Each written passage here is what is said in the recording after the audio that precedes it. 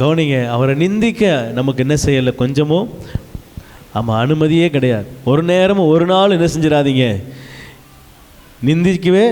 நிந்திச்சிடாதீங்க. ஆண்டவரை பழிச்சு என்ன செஞ்சிடாதீங்க.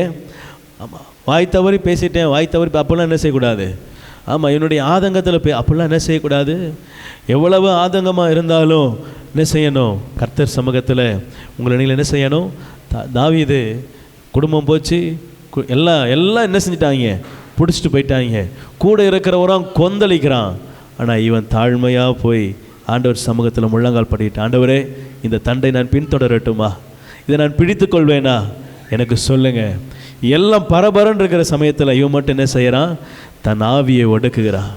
ஆண்டவர் சமூகத்தில் அமர தன்னை விட்டு கொடுக்கிறான். அவன் இருதயத்தில் தெளிவாக வசனம் வருது, நீ இப்போ அதை பிடித்து கொள்வாய். அல்லேலூயா. வசனம் சொல்லுது, சிறியது முதல் பெரியது வரை. ஆமென்.